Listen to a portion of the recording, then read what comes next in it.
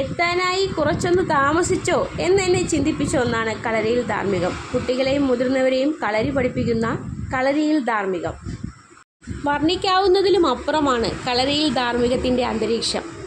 ഗുരുവിനെ വന്ദിച്ചുകൊണ്ടാണ് ആ പാത ആദ്യമായി തുടരുന്നത്.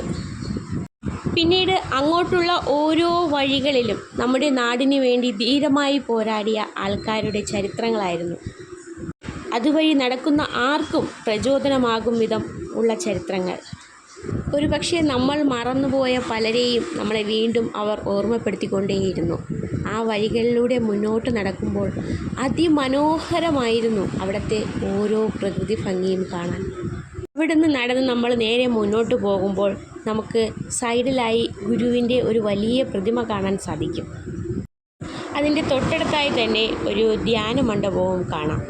ഇതിൽ നമ്മൾ എടുത്തു പറയേണ്ട ഒരു കാര്യം, അവർ എല്ലാ സ്ഥലങ്ങളും ചെയ്തിരിക്കുന്നത് ആ പഴമയുടെ ഭംഗി നിലനിർത്തിക്കൊണ്ട് തന്നെയാണ്. അവിടുത്തെ ഭൂപ്രകൃതി ആയിരുന്നാലും കാണാൻ അങ്ങനെ തന്നെയാണ്. വളരെ വൃത്തിയായിട്ടാണ് അവർ ഓരോ പ്രദേശവും അവിടെ സൂക്ഷിച്ചിരുന്നത്.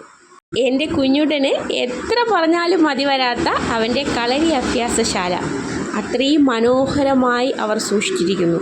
നമ്മുടെ ശരീരം എങ്ങനെ സൂക്ഷിക്കണം എന്ന് ആ പരിസരം കൊണ്ട് അവർ നമുക്ക് കാണിച്ചു തരുന്നു. ആ പഴമ നിലനിർത്തുന്ന ആ കളരി അഭ്യാസശാലയെല്ലാം കാണുമ്പോൾ നമ്മുടെ മനസ്സിന് വളരെ സന്തോഷം തോന്നും.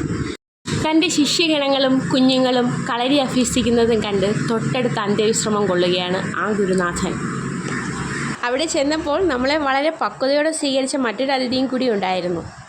അവനും തൻ്റെ ഒഴിവു സമയങ്ങൾ വളരെയധികം ആനന്ദകരമാക്കിക്കൊണ്ടേയിരിക്കുന്നു. ആ സന്ധ്യയുടെ യാമത്തിലും പഴമയുടെ ഭംഗിയും പ്രൗഢിയും വിളിച്ചോതി ഇനിയും ധീരന്മാരായ യോദ്ധാക്കളെ സൃഷ്ടിക്കാൻ കളരിയിൽ ധാർമ്മികം തയ്യാറെടുത്ത് നിൽക്കുന്നു.